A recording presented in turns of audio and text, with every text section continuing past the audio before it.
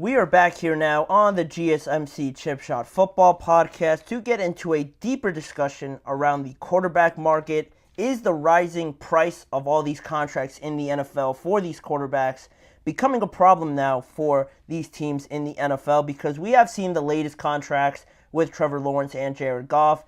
They're just crazy now. They're starting to get a little bit, I would dare say, out of hand, because it seems now that we're right there at the top, the limit of what maybe Jordan Love, Tua, and Dak could potentially be asking for. One of them, I feel like, is going to break through. Someone is going to break that $55 million per year barrier, and it seems like it's only going to continue to grow from then on, which takes up a huge portion, obviously, of each team's salary cap. If we're talking about $60 million, over $60 million, 59, 57, any number like that. And then you think about some of the young quarterbacks you still have in the league, like a CJ Stroud, like maybe if Bryce Young pans out a little bit more. Brock Purdy, how much is he going to get maybe next year? All these guys, someone is going to break that barrier, and then it's going to get a little bit more serious for these NFL teams and how they manage that, because it is taking up a lot of their salary cap. And the way it's going and the way it has been pushing so far, there has been certain alternatives that have begun to be discussed around the NFL with some of these owners talking about this, maybe just because it is getting a little bit out of hand. And NFL insider Tom Pelissero recently spoke about this issue on the Rich Eisen show, and he brought up, what the landscape is looking like with some of the conversation that is going on over these quarterback contracts so far in the NFL. And some of the things he said was that there has certainly been discussion within the league among certain owners about even the idea of a quarterback cap, that at some point you don't want the quarterback numbers to go over a certain percentage of your salary cap. To my knowledge, that hasn't really gained any traction, in part because so many teams have paid their quarterbacks already. And that is true. That's a great point that he does bring up there, Tom Pelissero.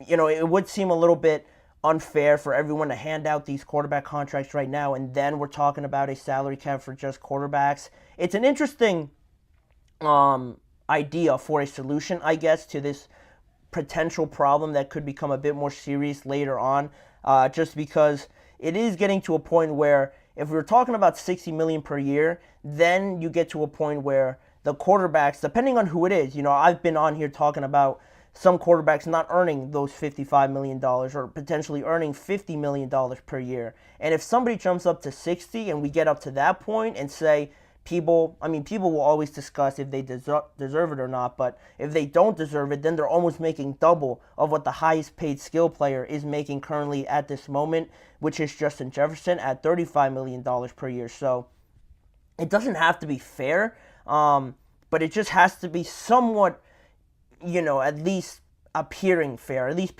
appearing translucent a little bit, to show that the quarterbacks aren't this much better than all the other skill players. That's not really the point of these contracts, I think, but it is pushing that narrative a little bit that the quarterback is so important, that teams value this quarterback position overly important. I think it is pushing that limit now, that it seems like the quarterbacks and that NFL teams right now are so afraid of falling into this hole of not having a quarterback.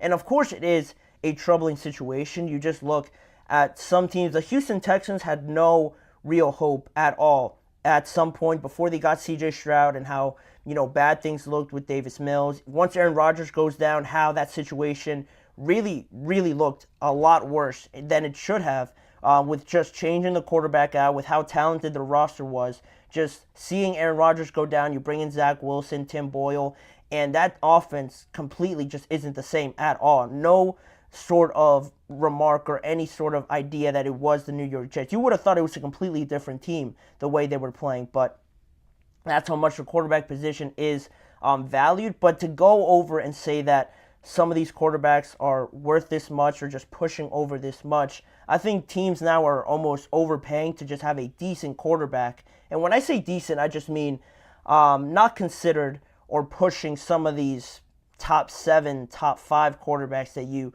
feel like are givens in the NFL, like the Patricks, the Lamars, the Herberts, the Burrows, those names. If you're not pushing those names and you're not up there on on that list of quarterbacks, then teams are still going to pay you a lot of money just so they don't fall into this hole of trying to work their way up, trying to find a quarterback, going through the circuit of trying to draft a quarterback, maybe sign one in free agency. It takes a while, and teams, quite frankly, just don't know when or if ever they're going to jump out of that situation, so they'll overpay a few extra millions of dollars to not just be in that position, and they're almost just settling for being average at that position just so they're not really bad at it. And I don't think that's the way to go about it at all. If you look at some of these stats around the quarterback contracts, the top 11 contracts in the NFL based on total money are all quarterbacks according to SpotRack. Then you look at the top 16 NFL contracts in terms of average annual salary, and the top 16 again are all quarterbacks.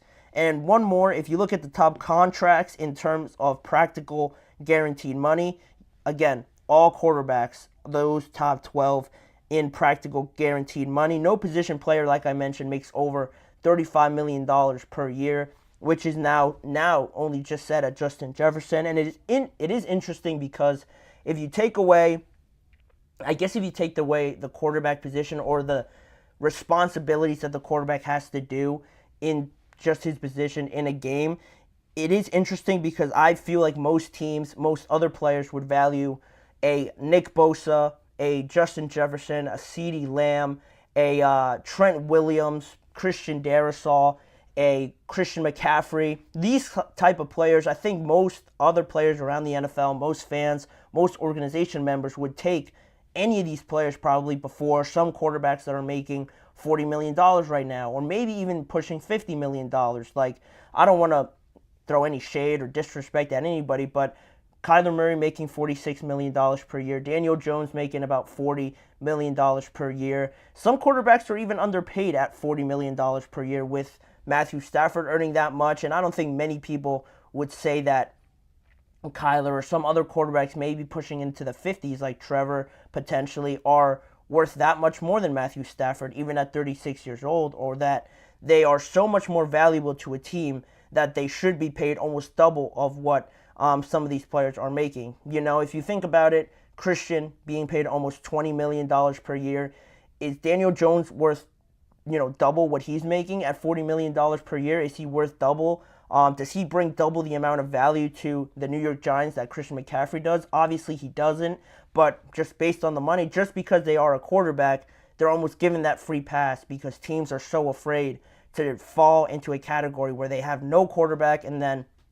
the year's almost basically just thrown out the window. There's no hope, and that is fair. I do acknowledge that point of how important it is, but at the same time, I think the discrepancy is my biggest issue with it, and some quarterbacks with such a inflated market right now are benefiting over it a little bit more, and some teams are suffering more because of that problem now, that they want to have a good quarterback, but they don't want to overpay. And if they do overpay, how do they build out the rest of their roster? How good is a quarterback if you don't have any weapons or you can't pay enough to get yourself a decent number one receiver, a good number two, because that is the way the NFL is going right now. You need a good offense. You need more than just one very good wide receiver. You also need a great O-line, and they definitely deserve to get paid a lot, pushing the 25s, maybe a little bit more than that per year.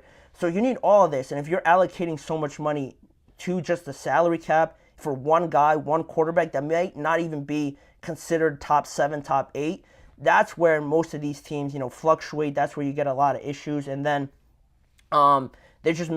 teams just make a lot of mistakes that way. And having your own salary cap just specifically for quarterbacks, it is an interesting idea. It is just something to at least try and solve this problem. I don't think it's a problem right now, but once this starts pushing over 60 or close to 60, I think that's when the NFL can start having more serious conversations about how to address this, because as long as the salary cap goes up overall for the entire NFL, all these numbers are most likely going to be pushed up as well. So maybe nothing really needs to be done, but it is a big shocker when you see quarterbacks making maybe 60 over that per year and nobody else is making close to 40.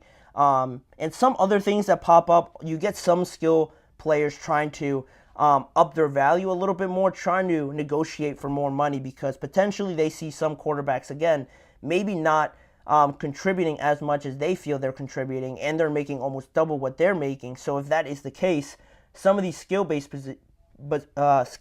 position players are looking at that scenario and thinking, there's no way this quarterback can be making this much. Why can't I just push for a couple extra bucks? And then a couple turns into a few, and then a few turns into $10 million, $8 million more. Then these teams would definitely want to pay, just because some skill players don't feel that discrepancy should be as much. And I know most players, most wide receivers will just compare themselves to wide receivers, but I feel like that's only temporary. I feel like that's only to an extent until these quarterbacks really start pushing into those high numbers.